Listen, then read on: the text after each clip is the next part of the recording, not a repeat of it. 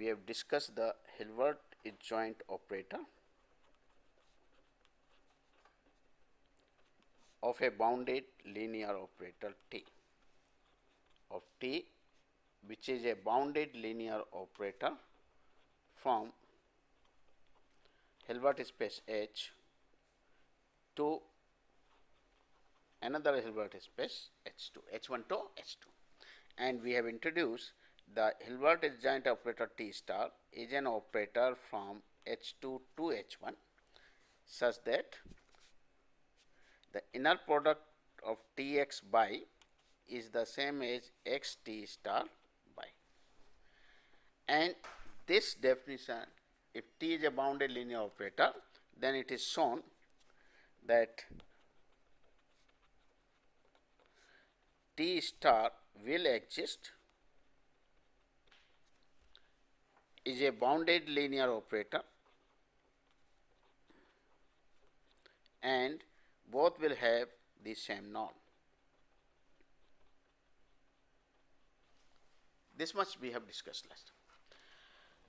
Now, with the help of this adjoint Hilbert adjoint operator, we can classify the bounded linear operators and we can have it further sub classes for the bounded linear operator that we call it to be a self adjoint operator, unitary operator, normal operator, and so on. So, with the help of this adjoint of Hilbert adjoint, we can define the following for the bounded. The self adjoint of a bounded linear operator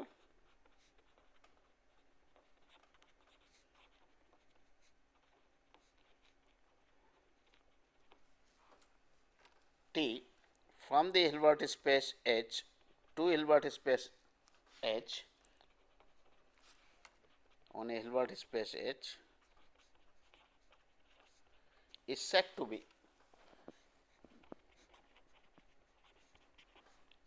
be self adjoint or Hermitian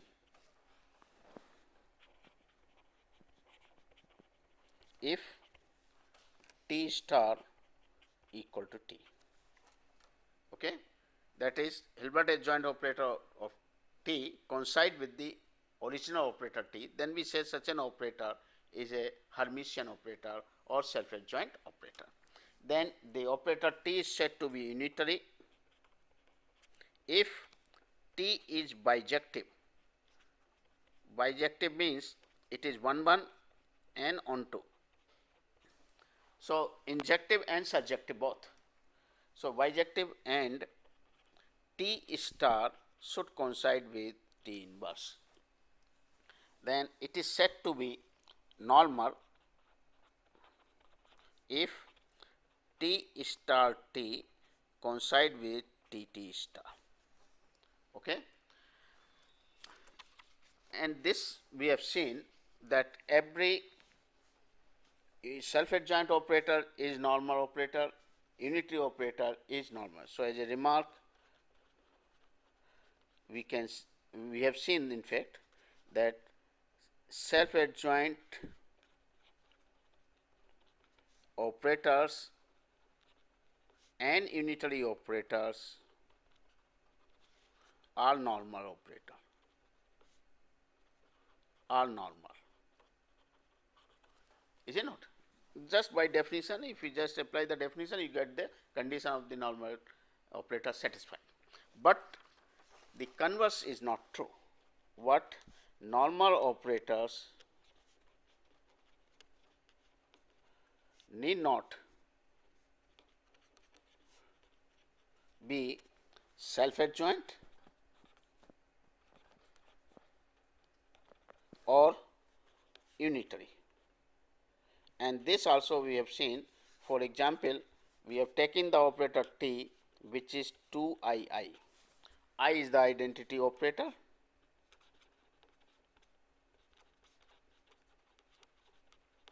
and this we have seen that this operator T, when we find the Hilbert adjoint operator, this is the star means 2II, and the corresponding inverse will be minus 1 upon 2II minus I over 2 I, sorry, this inverse operator will be, product of this should be 1. So, this will be minus 1 upon 2 I up, is it not? Then only you are getting I square is minus 1 and half of cancel and we get.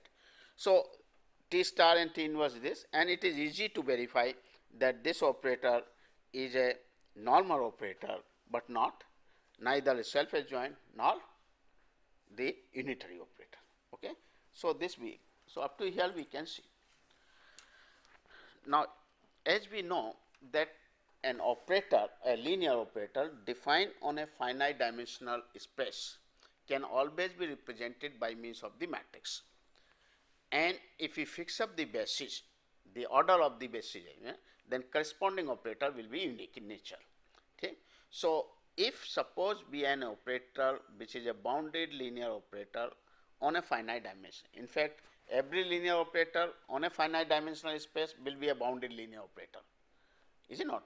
If T is a linear operator on a finite dimensional space x to y, then it must be a bounded linear, because continuity follow, and continuity means boundedness will be there.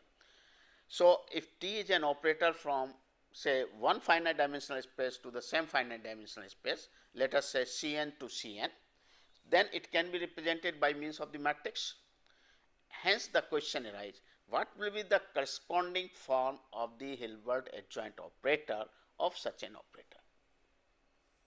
Can be expressed the Hilbert adjoint operator of this operator T in terms of the matrix, which may be the conjugate transpose of the previous matrix or something else. Clear? So, we wanted to drive the relation for a Hilbert adjoint operator when T is defined over a finite dimensional Hilbert. So, the relation, you can say relation of T star, okay, in terms of matrix. Clear? Now, suppose T is an operator from Cn to Cn, be a bounded linear operator. Okay. Suppose we have this operator which is a bounded linear. Since Cn is a finite dimensional n dimensional space, so it is finite. So, clearly even if I do not take the bounded, just if I take only linear T, okay, then clearly T is bounded, because Cn is a finite dimensional vector space. So, if an operator defined on finite dimension, it will be a bounded, a linear operator will be bounded. So, it is a bounded linear operator. Let us fix the basis, fix up the basis for Cn. Okay. So, it can be, so T can be represented by means of a matrix, say A. Is it clear? By means of the matrix A. Now, Cn is a n dimensional, the inner product on Cn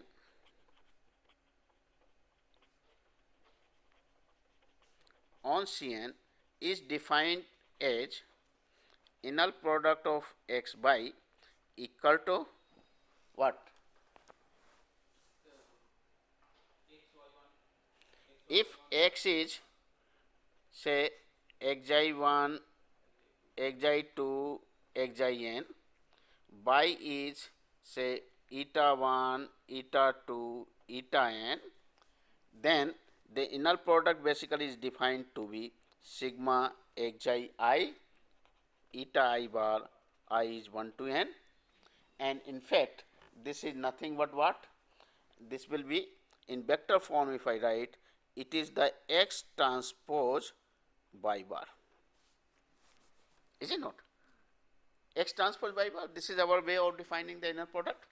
So X and Y are there. Therefore, if I take the Tx, so T is so Tx by inner product of this. Clear? Tx by will be what? X is replaced X transpose. So Tx will be Tx transpose and then by bar. Is it not? But A B transpose is the B transpose A transpose. So from here we get X transpose T transpose or T is defined by Ax. T is defined by Ax. So I will write this is Ax transpose by bar. Okay. T is because T is a operator on a finite dimension, so it will be represented by the matrix A. So it will be A transpose into by bar. Is this clear or not? So we are getting this one. Let it be 1. Okay. Now again, T star is an operator from Cn to Cn, reverse batch side. So it is also bounded linear operator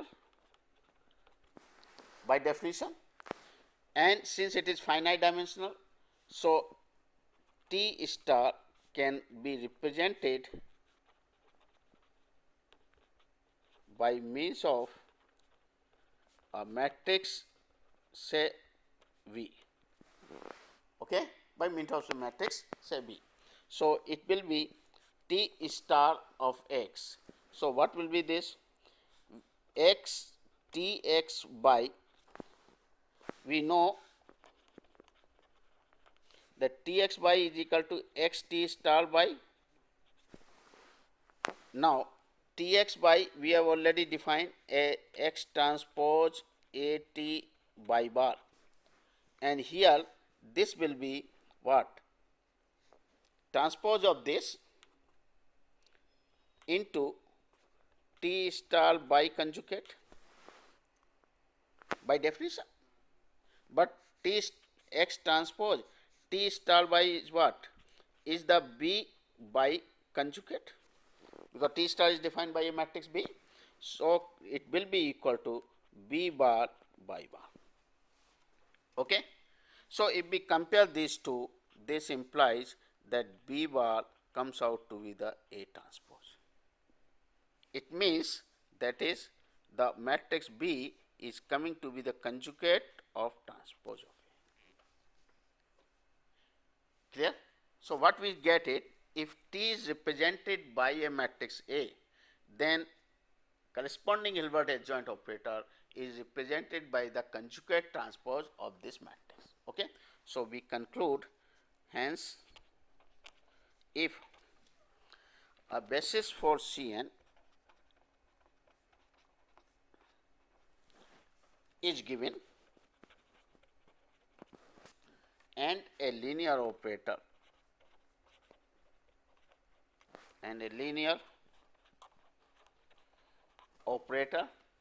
on Cn is represented by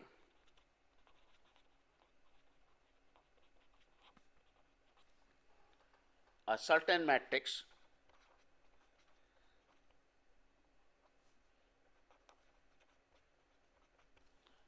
then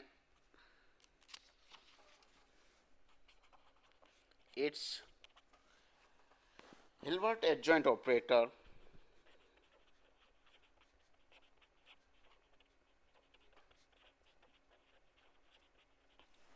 T star is represented by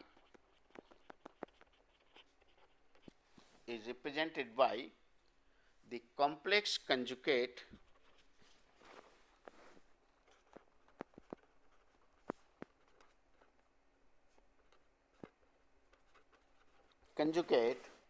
transpose of that matrix. Is it okay? So, this is what we get it, representation of a Hilbert adjoint operator in terms of the matrix. Clear? Previous slide, okay. Sir, we know that if we fix the basis, then always we can represent with some matrix. Yes. But if we take the standard basis, then the vector, any vector and its coordinate vector will be the same. So in that case, directly any vector should be represented, any vector y. No. When we fix the basis, it means, it does not mean that you are taking the particular basis. No. Your basis, the elements of the basis order is fixed. When you are taking the basis, it means the order of that elements are fixed. So throughout the calculation, you keep that basis itself. So every point x can be represented in terms of that basis, and representation will be unique in that way. Oh, slide is? What is your point? Yes. Acha, okay. Okay. So what is there? My point is if we take any basis, Huh? then the representation is something that the coordinate of y is equal to that vector matrix representation and the coordinate of x, coordinate vector. And here we are taking x and y is not coordinate vector as any vector. No, it's not. X itself is represented. When you say x equal to xi1, xi2, xin, it means x is represented in the form of, say, this is, suppose I take any vector 1 0 0, an element, it will be represented in terms of the basis element. What is this basis element? X is E1, say alpha 1, alpha 2, E2, alpha n, En. When these are fixed, it means when x is given, then these coordinates alpha 1, alpha 2, alpha n cannot take any other value except only one. So it means this xi1 E1, xi2 E2, these are the xin En. This will be the representation of x. So xi1, xi2, xin are fixed, and that's why we are taking in terms of x. Means here x is also the coordinate vector. X is the vector or coordinate vector, and because these coordinates are determined because of the basis is fixed. Because the Order is fixed. Okay, so that's why. Clear? So I think it's okay. Now let us see the relation again further. We know in case of the general matrix, or in matrix theory, if you remember, this is okay. Now we know in the matrix theory,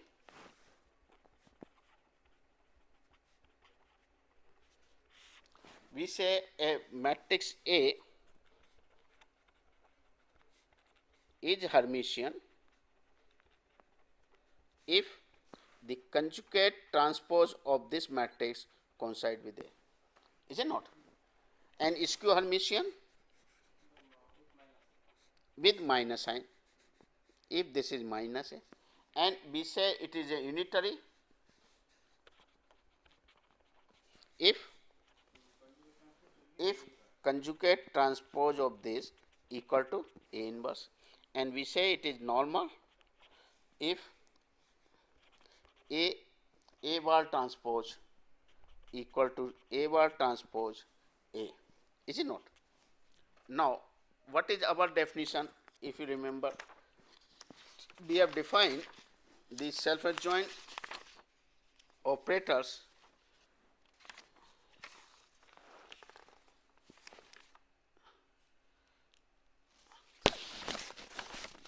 sheet where it is. Okay, how did you define the self adjoint? This is the way. Here we have defined T star is equal to T. What is T star? T star was coming to be the conjugate, complex conjugate transpose of this matrix. So is it not a T star? And this is T. So we can say a matrix is Hermitian when T star is equal to T. And that is why we have told self adjoint or Hermitian. Clear? Similarly for the unitary we can say. So we can say from here is that a matrix, so we can say matrix are Hermitian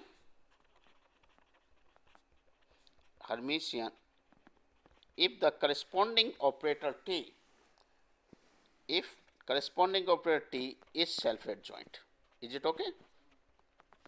And we say it is unitary if the corresponding operator T is unitary.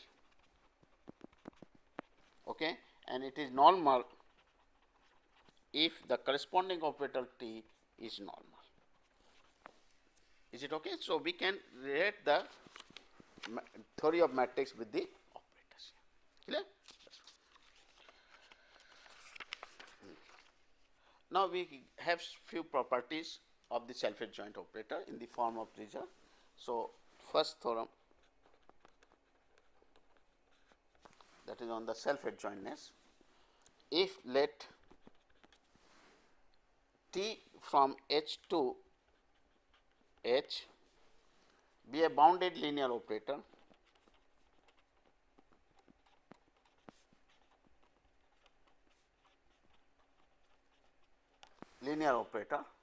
on a Hilbert space,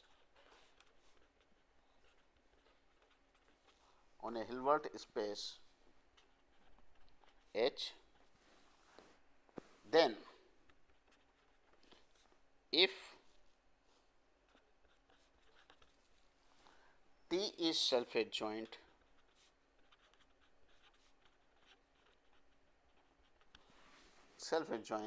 then the inner product Txx is real for all x belonging to H.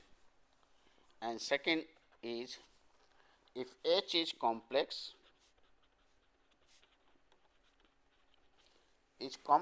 and inner product Txx is real for all x belonging to H, then the operator T is self adjoint.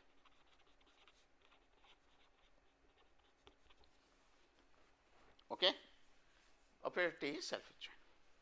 Solution of proof.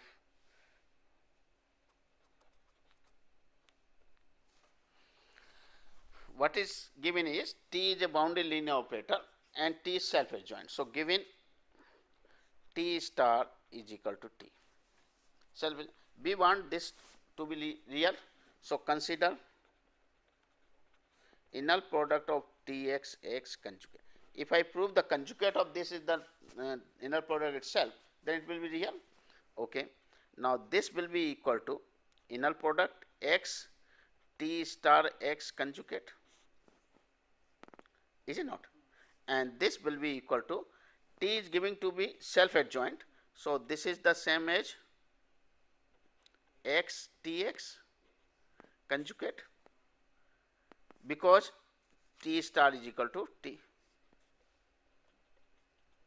Is it okay or not? Now again interchange the order. So when you interchange the order, it is the same as Txx.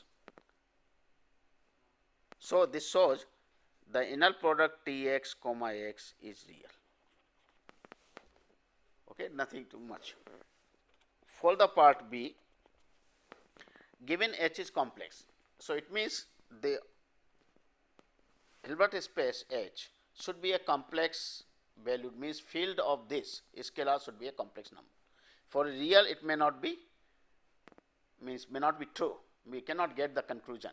Okay, so H has to be complex here, and Txx is real for all x, then operator T is self adjoint. So this is given Txx is real. What is given? Inner product Txx is real. It means conjugate of this is the,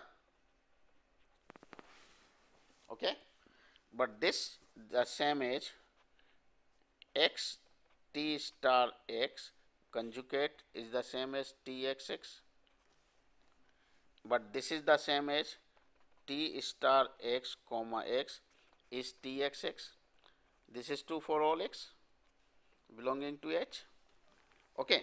Now from here we can write it, inner product of T star minus Tx comma x is 0 for all x belonging to H. Okay. Now, if Qxx is 0, only when implies Q is 0 only when H is a complex space. Otherwise, in case of the real, you have seen that Qxx is 0 in spite of Q cannot be 0, because if you take the rotation operator, then it can rotate the x through the 90 degree and the inner product comes out to be 0.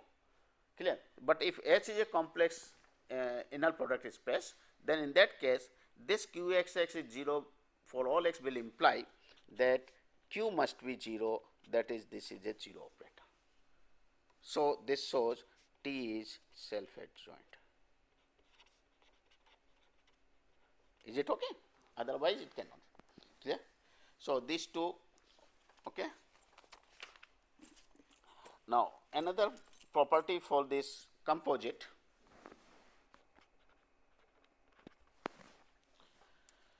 the product of the two bounded, the product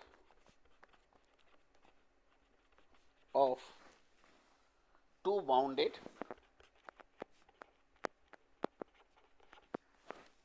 self-adjoint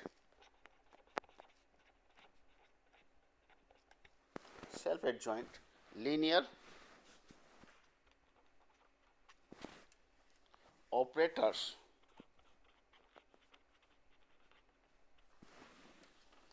S and T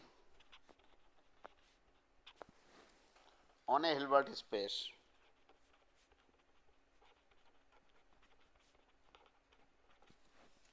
H is self-adjoint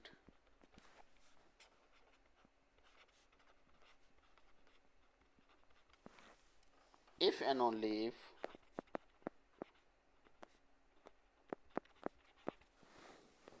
the operators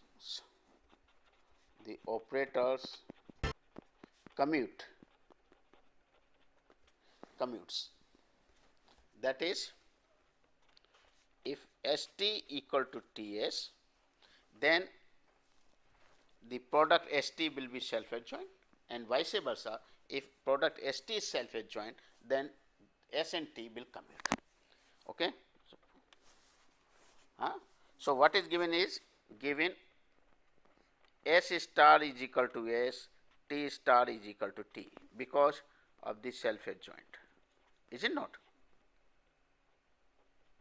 Both are given to be self-adjoints. Now, what we want is product ST star should be self-adjoint. So, ST star, consider this. Okay. Now, if you remember, yes, when you take the product UV star, it becomes V star U star. So, this will be equal to T star S star. So, start with this. Okay. Then this comes out to this, which is equal to TS. Okay. Now, if we assume the TS equal to ST, then ST star becomes ST. So, if we assume this is equal to ST, this is given TS equal to ST, then it will imply that ST star equal to ST. Is it not? And that will give you the solution that ST is self-adjoint. Is it okay? Now, let us see the converse way. Suppose ST is self-adjoint, then ST must be equal to ST star. ST star means we are getting from here this side. ST star means T star S star, and this is equal to ST, so TS equal to ST, and that will imply ST. Okay. So, vice versa is true. Clear? So, this proves the result. Is it okay or not? So, we can say ST star equal to ST if and only if ST equal to TS. Okay. So, this completes the proof.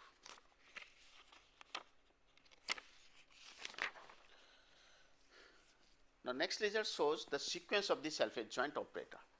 means if there are T1, T2, Tn are the sequence of self-adjoint operator, then the limiting point of this limiting operator, whether will it be also a self-adjoint or not.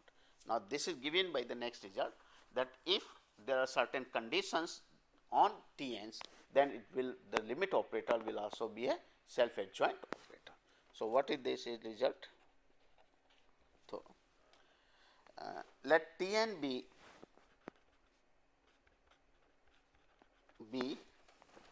a sequence of bounded self-adjoint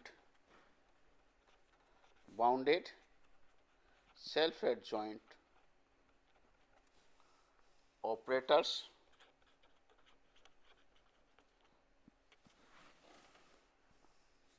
from H to H on a Hilbert space H.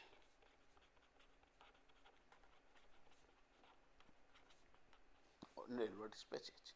Suppose that Tn converges.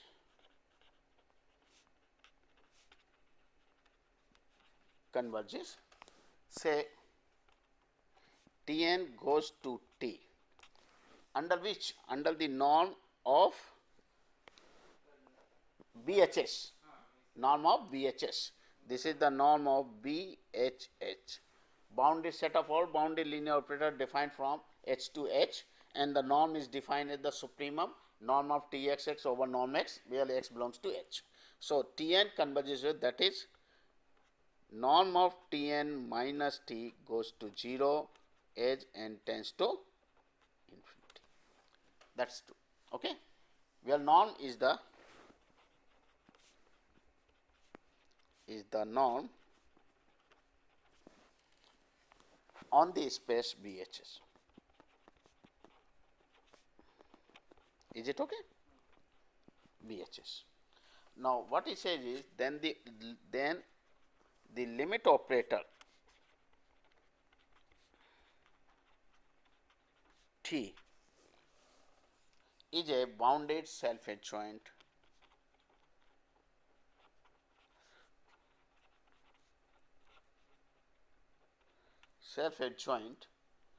linear operator on H. Okay. So, what is given is that Tn is a sequence of bounded linear operator on H. Here H is a Hilbert space, and Tn converges to T under the norm of BHS. Then what he says is T will be a bounded self-adjoint linear operator on H. Now, clearly T is bounded. I think it is obvious or not. If sequence Tn be a sequence of bounded linear operator, the limiting operator will also be bounded. Why? Because what is the norm of T? That can be written as T minus Tn plus norm of Tn less than equal to. Now, this goes to 0 and this is bounded, finite, is it not? So, basically this is finite. Okay? Or you can start with norm of Tx, then you can take Tnx minus Tx and goes. Okay? So, that will be bounded, sequence will be bounded. Okay? So, this is nothing. Is it okay? Now, T is bounded. So, what is left is, we have to show that T star is equal to T. T is a bounded self-adjoint operator, T star is equal to T, is it not? That is, instead of this we can show, that is, if I prove that norm of T minus T star is 0, then we can set, because norm of x is 0 means x must be 0. So, T is equal to T. So, instead of showing this, I will prove this, which is easy to prove because the sequences are converging in the norm. So, we will use the norm for this. Is it okay? Fine. So, start with this norm of T minus T star. Add and subtract Tn's. So, this will be less than equal to T minus Tn plus Tn minus Tn star plus Tn star minus T star. Is it okay or not? Clear? Now, this will be written as T minus Tn plus Tn is a self-adjoint operators, is it not? Given that Tn be a operator self-adjoint, this is given to be self-adjoint. So, Tn star is equal to Tn. So, this part will always be 0, and here we can we not write this thing as norm of Tn minus T, that is all. Why? Because of the reason the Tn minus T star norm of this is the same as Tn minus T. Self-adjoint operator, they have the same norm, is it not? Otherwise, Tn minus T will also be an operator. All be operators. So star, when you take, so we are taking this thing means 2 times norm of T minus T. Okay. Now, as n tends to, which goes to 0, as n tends to infinity. Therefore, norm of T minus T star is less than or equal to 0. But norm cannot be negative. So, this implies that T must be equal to. Okay. So, self-adjoint is proofs. Can you prove anything like this for the norm? Here we are taking T as a basically the vector. Where? Basically, sir, the norm of, we find basically the rectangular inequality. That no, it's not, because we have established this inequality in case of the operator. How did I prove it? If you remember, T1 plus T2 norm of this. Okay, we have taken supremum norm of T1 plus T2 x, where the supremum is taken over x and norm x equal to 1. Is it correct or not? Now, this will be, because T1 T2 are bounded. Okay, so this will be less than or equal to norm of T1x plus norm of T2x. Is it not? And supremum of this and supremum of this. Is it okay? Of now this supremum of this over x belongs to H, where the norm x is 1, where the supremum is taken x, where the norm x equal to 1. So, this will be equal to norm T1 and this will be equal to norm of T2, less than equal. So, this shows less than equal. So, basically it behaves as if it is a algebraic inequalities, but My point is, this is okay. But otherwise, also we can take that T1 and T2 is an element of BHH. BHH is the vector space. Yes. So T1 and T2 will be a vector. Yes. So they can follow the triangular inequality. But every vector space, that does not mean that it will follow the triangular inequality. You have to establish, is it not? You have to establish. Otherwise, the vector spaces are there. Vector space itself requires the triangular inequality. Is it not? By the condition, if you go through the vector space definition, it requires the triangular inequality there. Only thing you can say, vector space, if T1, T2 are there, their linear combination are in there. But it does not mean that inequality will follow. In a vector space, if we can define a norm, then that norm will follow the triangular inequality. Otherwise, norm, but we have to establish, because it's not that every norm, is it not? Sometimes the like our metric space, if I take, say XD is a metric space, and if I define the norm in terms of the D metric, dx by over 1 plus dx by, it does not satisfy that one. Is it not triangular? What is the norm? Norm, if I define in terms of sigma 1 upon 2i and so on, it does not satisfy the triangular inequality. Is it not? Every norm, that will be problems, is not necessary to be there, because norm of alpha x is not there. So, that itself is not a norm. If I define that way, triangle will follow, but it will not define the norm. If I introduce the norm as sigma 1 upon 2i mod xi over say 1 plus mod xi, then this is not a norm. Sir, this is not a norm. So, we cannot define. Sir, this will be only a metric. Metric only. These types of metric space cannot be converted as a norm space. Norm. So once it is not a norm space, that's though it is a vector space. No, so that's why it's not necessary. I was saying that if we can able to define a norm, then if you are able to define the norm, then it will follow. You have to establish also. Okay. Okay. So this is what now another results which is also in testing. Unitary operator, for the unitary operator, let the operator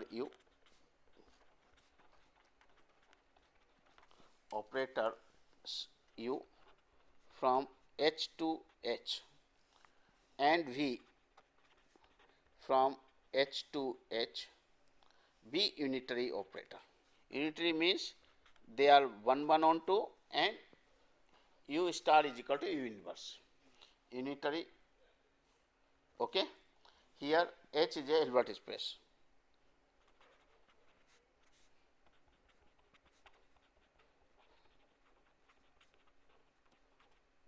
Hilbert space. Then the following property holds. Then U is isometric.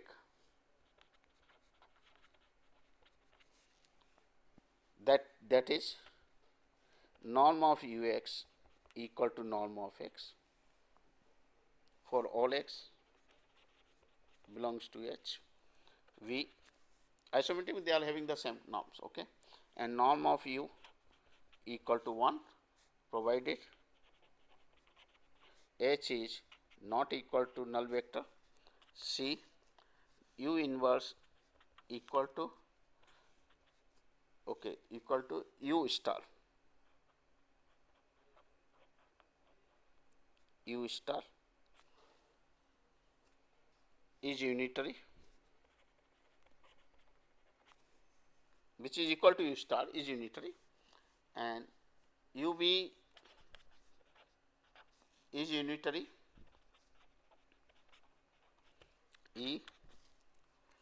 U is normal, and finally we get the last one, that is a bounded linear operator T E F1.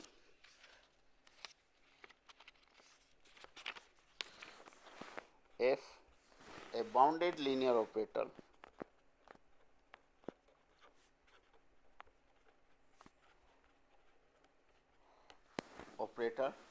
T on a complex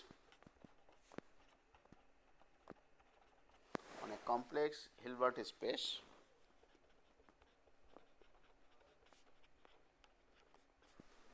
H is unitary if and only if T is isometric and surjective. Surjective means onto. Okay. So, let us see the proof. Proofs are simple. So, what the first U and V both are giving to be unitary. So, it is given U star is equal to U inverse, V star is equal to V inverse. Then H is a Hilbert space, fine. Then we have to show U is isometric. Isometric means the norm of Ux and norm X will be the same. Okay, the U does not transfer the distances, maintain the distances, okay, between X and Y the distance, and the corresponding image will have the same distance. So, to prove the part A, consider Ux norm square. This can be written as Ux comma Ux in terms of inner product, but this will be equal to X comma U star Ux, but U star is equal to U inverse. So, this will be equal to X U inverse Ux, which is equal to Xx, and this is true for all X. So, this shows this is equal to norm X square. Hence, for follows B U in norm of U is 1. It follows from here, follows from A. Why? If I divide by this norm Ux by norm X, take the supremum over all X belonging to H, X is norm of X is 1, then it is 1. Okay, follows from here, nothing to, provided x is non-zero, normal, otherwise it will not. That's why h is different from 0. Then U inverse is unitary. To show U inverse is unitary. So what we have wanted to show first is clearly U inverse is bijective. Why? Because U is bijective. Because this is given and U and V are bijective. Is it not by definition? So if U is 1 1 on 2, the inverse will exist and inverse will also be 1 1 on 2. So it is a bijective mapping. Okay. Then next is, if I prove that U inverse star is equal to U inverse, then our result is okay. So consider U inverse star, but U inverse is equal to what? U star star, because U is giving to be unitary, so U inverse is equal to U star. So U star star is U, that can be written as U inverse inverse. Therefore, U inverse star is equal to U inverse inverse. So U inverse is unitary. Is it okay? Clear? U inverse is bijective as well as U inverse star becomes the U inverse inverse, because this is a U star is equal to U inverse now. So that's all. So this follows. Then next is UV is unitary.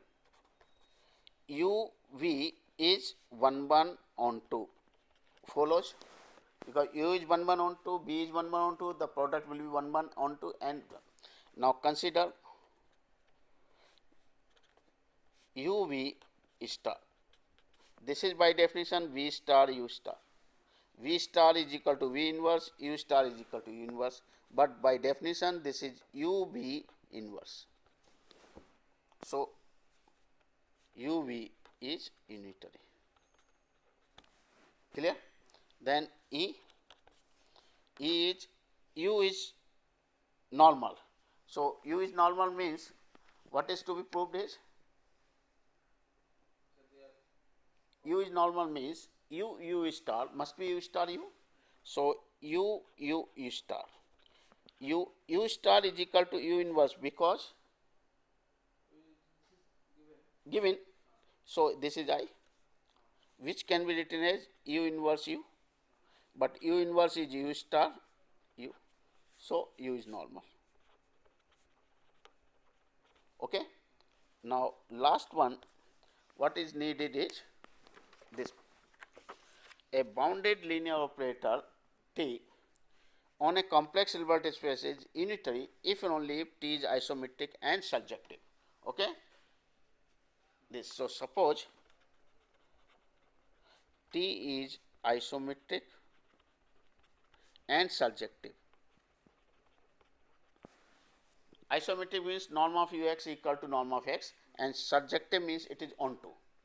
Now what is required to prove is, required to show that T is unitary. T is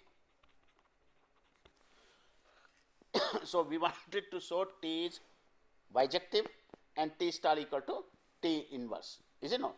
So T is on 2 follows from this relation. Oh, sorry, let us take U instead of this, let us take T, because T is isometric, because T is isometric, so it satisfies this norm of T x equal to norm x. It means each point will carry to the same the length of this vector of each point under the image will be the same. Clear? And this is true for every x. So there will be a 1 1 on mapping corresponding to each x, you are getting T x.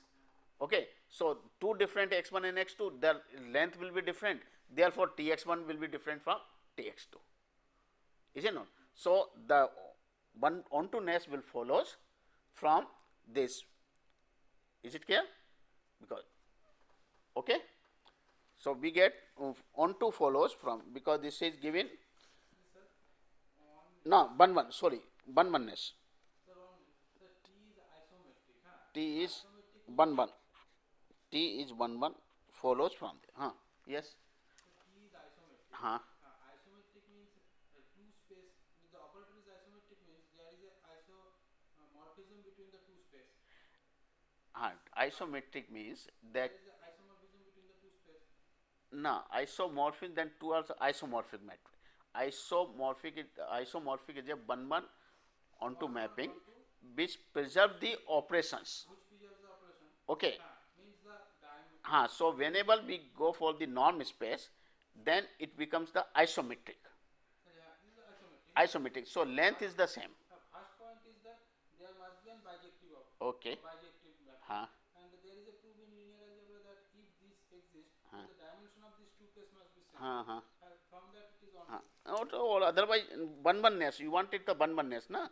You can say from here, suppose, why? Because I am writing T of x1 minus x2, I take it. Okay. T is isometric, so this will be equal to. Okay. Now if I take this is equal to 0, x1 equal to x2, tx1 equal to tx2. Okay.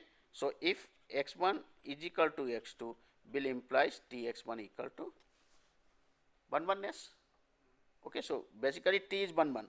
T is onto is already given in the problem. It is surjective.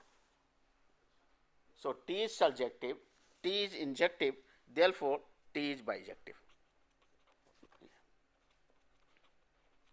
Okay. 1 onto is a. Now only thing we have to show that T star T is the same as TT star. So start with this inner product T star T x comma x. Okay.